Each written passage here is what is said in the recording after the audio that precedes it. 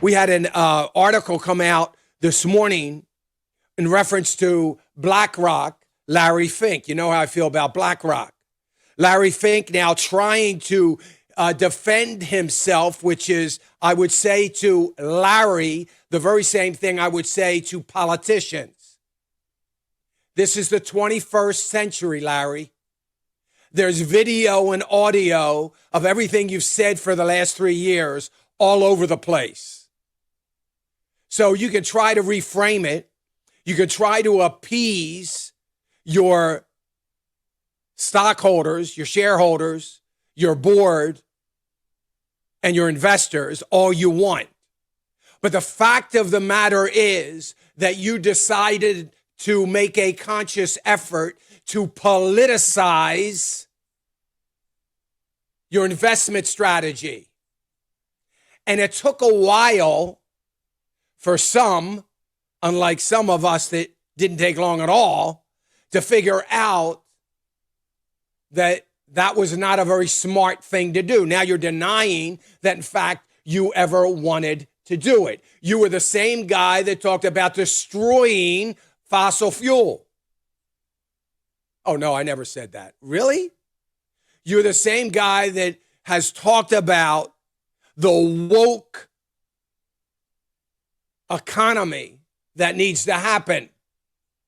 That corporate America, this is on in notes from Business Roundtable discussions, that corporate America, as a matter of fact, you even signed started the pledge, and others signed on to it, that we've got to take this responsible thing in our investing to make sure that we are appeasing the far left's political agenda and your far left political ideology.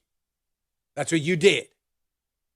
Now you're getting pushback from all of the very high net worth individuals that were expecting you to actually manage money as opposed to using that money to fight your own personal culture war. So Larry Fink, like the far left culture warriors, are desperately trying to push their agenda to make change, even though it is the minority of Americans that believe that corporate America ought to be involved in a culture war. If you're bored with your job, CEOs, go start a nonprofit culture warrior kind of thing where you can go out and fight these battles. Get out of trying to run a business that is trying to add value to their stock. Stop trying to run a business that is trying to do what their mandate asks them to do from their corporate boards to bring value to their stock, to their bottom line, to their stockholders. How about that? How about that? How about we go back to the argument that I've been talking about for 30 years and have had with many corporate executives, some who have changed the way they do things because all I have asked them to do is just keep doing what you're doing.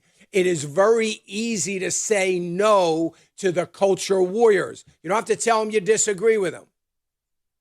And there have been more than one that has accused me of doing the same thing that I was accusing them of falling prey to. And I quickly responded by, you are wrong, because I am not asking you to give any donations to our ministry. I'm not asking you to start supporting the church, to start supporting the right. I'm not asking you to go down to the river and be baptized. I'm not asking you for any of that. I am asking you to build cars, to flip hamburgers, to do banking, to build bulldozers, to sell clothing, to do what you're supposed to be doing. You could say no to the right, you could say no to the left, because you just have to say, hey, look, I'm sympathetic to your to your battle there, but there's nothing that we can do. I'm a CEO of XYZ company, and our company happens to be about the business of such and such, and we're not getting involved in those things. End of story. No, we're not going to give to that because we have to continue to add money to our stockholders. So it is our mandate, if we have $1 billion to throw around, that we would add it to dividends, put it back into our own company. That's what we do. We're businessmen and women. That's what we do. We're going to let you fight the culture war. You let us flip hamburgers or whatever it is we do. That's about as good as it gets. But now, even guys like Larry Fink are saying, well, maybe that's not such a bad idea. A little bit late, because you have laid your character, your ideology out there for everybody to see. Everybody knows what you're about. Hey, remember to click the subscribe button right here on the screen. And don't forget to hit the notification bell so you'll be notified when new content is added. And more importantly than anything, you don't want to miss all 3 live hours of Financial Issues every day from 9 to noon. And you can watch it on FISM.tv. That's FISM.tv.